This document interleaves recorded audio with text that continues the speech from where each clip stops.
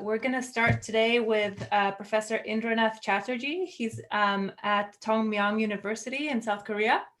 And Professor Chatterjee uses machine learning to understand neural underpinnings of schizophrenia. So we're excited to hear about your work. Thank you so much for introducing. So let me just start sharing the screen. And so you have 12 minutes to present, and then we'll leave 3 minutes for questions. If people, okay. We're gonna do the questions after the presentation. If you want to link any papers or Twitter handles in the chat, feel free to do so. Yeah, sure. I'll show you the Twitter handle as well. Great. So, is it okay that you can see this presentation? Great. So welcome everyone. Myself Indranath, and I'm working in Tongmyong University currently. So this work is basically based on the ROI study of schizophrenia, and we have taken the fMRI data for the study. And this study is with my student Leah Broadmann, who is a visiting researcher in Tongmyong University, and also she's into the Hochschule Medien Stuttgart University in Germany. So basically, the presentation will be in the format, in a very traditional format. I'm just making the PPT. I'll introduce some background, then some research goals, and then I'll talk about the data sets. And we have done a rigorous literature review for this work as well. So I'll talk about very briefly about that, and then proposed methodology that we have prepared and the result, and finally I'll discuss the results. So as we all know that schizophrenia is a chronic psychological disorders, and it's very tough to diagnose with the clinical interventions, and recently it's being known as a neuropsychological disorders as well. So, and it affects like all the brain functionalities as well. So since the inception of the fMRI in last 25 years, so it proves that it's tremendous in psychological disorders, but it's also very helpful for the schizophrenia as well. So that's the reason we have used the fMRI study here. And this study is based on region of interest study, as I told you. Like most of my studies are all on whole brain analysis, but I have into this ROI study here just to focus on some few regions that I found from a lot of my literature study that I have done in few years. So some regions where like I need to see that whether they are valid or not. So that's why I have focused only on the ROI study. So basically the research goals that I have been planning to show here, like we have planned a ROI study basically on the fMRI data to investigate the region-wise, each of the brain regions of the schizophrenia that has been noted in the previous studies. We'll focus on 4 different hierarchical levels, like starting from the hemisphere levels, then the gyrus level, then the lobular levels, and finally into the granularity up to the Broadmann areas. So we want to use the machine learning algorithms for identifying the functional disabilities in those regions, also in some new regions that we found in schizophrenia. So for this study, we have used the fBurn data repository, as we have not used our data in this study. We have used the open source fBurn repository data, and the data we have acquired were mainly the auditory audible tasks data. It's not a resting state. And the after the data has been acquired, we have done the pre-processing steps with the SPM12 software. We have done all the levels of pre-processing. And after that, the 4-dimensional data is transformed into 3-dimensional space to remove the time domain with the help of the general linear model as a first level of analysis. So here we have used like 34 healthy subjects and 34 schizophrenia patients, and the demographics are given in the table. So let me move on directly to the work. So for this work, we have actually done like a rigorous reviewed over almost like more than 150 papers in the past 30 years. And over that 150 papers, we have selected 50 papers, which actually talks about the different regions of the brain that's within our region of interest. So these regions of the brain, we have done the studies of last 30 years. So we have sought out the regions that mostly talk about the dorsolateral prefrontal cortex, cerebellum, thalamus, prefrontal cortex, hippocampal region, amygdala, and ventrolateral prefrontal cortex. And obviously, like the frontal lobes and these things are all common in schizophrenia uh, disabilities. So as this study is mostly focused on the validation of the old studies with like uh, mm, identifications of the brain functional disabilities of the brain regions, as well as the validation of the old studies. So we have used a simple two-step methods. And the first steps involves a statistical model, and the second step involves machine learning approaches. So the study was going on in this way, that it's like a classification guided feature selection approach. So we have in the step one, in the statistical approach, we have used two statistical tests, the standard student pair t-test, and we have used the Pearson correlation coefficients. So for the standard t-test, we have taken those features which have a p-value less than 0.05 as with a confidence interval 95%, and we have taken the features by the Pearson correlation coefficient having the R square value of ranging between 0.001 and ranging between 0.002.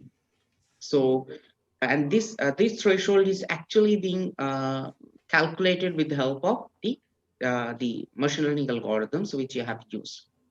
So we have taken the filter based approach just to reduce the number of features, because the data we have like 150,000 voxels previously. So we just want to reduce that voxels to get that relevant feature sets, basically.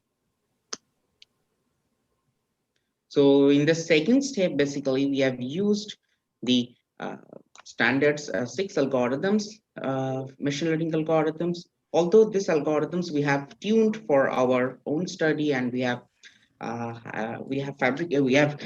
make it a little bit hybrid model of an ensemble, like with the k nearest neighbor algorithms, naive-based classifier, and decision tree, and the linear support vector machine with a linear kernel, random forest algorithm, and a little touch to the neural network, starting with the extreme learning machine. So all these algorithms were tuned, and all these algorithms were, I mean to say, make it to the hybrid using this parameter tuning process. And this parameter tuning and the statistical test threshold detection was running side by side. It was in a it's in a bidirectional. Like the statistical test was when the statistical test was running and the threshold was being calculated using this machine learning algorithms classification. And okay, and also we have like the classification guided feature selection. So, and all this process was carried out in a leave one out cross validation, because we have less number of samples. So after the features we have obtained in these feature selection approach, we have converted those or we have transformed those features into the firstly to the Cartesian coordinates, and then to the MNI Talairach MNI map, and then after that we have converted it to the Talairach space using the Talairach daemon. And after we got this 3D spatial location of the brain, we have overlaid those on a map we have already made using the WFP Atlas, and we have overlaid using the Mango toolbox. So we obtained after the feature selection algorithms, and after using the Pearson correlation and the t-test and the classification guided feature selection, we have obtained around 4,000 voxels for out of 150,000 voxels we have initially. And these 4,000 voxels after the after the feature selection gives a high classification value of 84%. I know this classification value is not as high as a computational study, because we have not used any machine learning approach for the feature selection. We have used just filter based approach on the feature selection. If we have used a machine learning approach as a feature selection, So we could have get it above 94% or like that, like my previous studies. So we have segregated the results in 4 different hierarchy, as I stated before. In the has a hemisphere level, gyrus level, lobes level. So we find some changes in the subtle changes in the brainstem, and as well as in the cerebellum and cerebrum as well. So when you see in the lobes level, we have find some changes in the occipital lobe, parietal lobe, and the frontal lobe, subtemporal lobe are always there in the as a disabilities in the schizophrenia. We have found some changes in the midbrain as well, and that's like subtle changes in the midbrain we have found, and we have done it. We have cross-checked it several times to check that the midbrain is showing any subtle changes or not. So whenever we go into the Gyrus level and whenever you go to the Broadmann areas, so we can see that we have find a lot of changes over here, and it's like we have found other than the most distinct or the most identified regions that is already been denoted in the different literature, we have found some changes in the ventrolateral nucleus in Broadmann area 34 and lateral globulus pallidus and caudate head. These regions were like we have found for the first time here as some subtle functional disabilities over these regions. So when we are plotted there, we have found these regions, as I just mentioned here, that ventrolateral nucleus, Broadmann area 34 and Broadmann 43 and 6 and 36 are always there. So we have found these regions other than this previous studies regions like ventral lateral nucleus, Broadmann area 25, and in the gyrus level we have found the subcallosal gyrus, and also in the lobes level we have found some subtle changes in the midbrain. So the findings of these affected brain areas that my students has done I believe can helps in the better diagnosis and possible prevents treatments. And this study not only verify the findings of studies in the last 30 years, it also studies this study also throws some light on some new regions which are not never mentioned in the schizophrenia literature as to the best of our knowledge actually. And these functional changes that we have found in this region could be a cue for further neuroanatomical studies. Each we have like merged with the neuroanatomical and or like structural studies we could see in a T1 and T2 based studies. So we can see it's in a very better way. So, and the high classification accuracy proved the efficacy of the proposed approach. So I have a small lab in my Tongmyong University, and there's me and this the co-author, my student, and I have a lab, and these are my students over there is the lab members.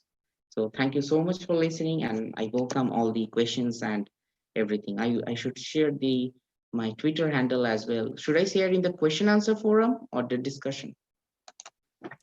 Yeah, please post it in the chat. So for anyone who would like to follow Dr. Chatterjee on Twitter. I don't know. Thank you for a wonderful talk. It's amazing what you were able to accomplish, just two of you. Are there any questions from the audience? We have about 2 minutes for questions. We have a question from Jiashu Han. Is it very slow to use leave one out LOOCV to train classifiers? Yeah, indeed, it's slow, but not that slow because like we have a 68 samples, including healthy and schizophrenia. So it's just like LOOCV, like one sample will be kept for the testing and 63 will be kept for the training. So it's just a one loop of 68 times. It's just a one loop for 68 times. It don't take much time unless you use like some deep learning algorithm in between that. If you use deep learning algorithm in between that and you run a LOOCV, then that would be like super lingering process. But I believe like if you have sample size over 100, then you could use like holdout cross-validation scheme. That's quite old. Thank you for that. I was wondering, you mentioned that you identified some newer regions that were previously maybe missed. I'm wondering what you've learned about schizophrenia from identifying these newer regions. Like, is there a mechanism or a process that that maybe was not highlighted before that you've been able to identify with your methods? Yeah, basically like these regions, I just want to throw to the community for like I'm a computational neuroscientist, so I'm not from the core biological part of the person, so I could not know the cellular mechanism and the neuroanatomical structures. So I want to throw these findings to the neuroscience community for the further studies and investigations and all these things, because to our capacity we cannot do that neurobiological study over here. So my lab mostly deals with neuroimaging and AI part of the neuroscience. Yeah, that's absolutely an important contribution. So hopefully we much. can get that work disseminated. All right, thank you very much. We will move on to our next speaker.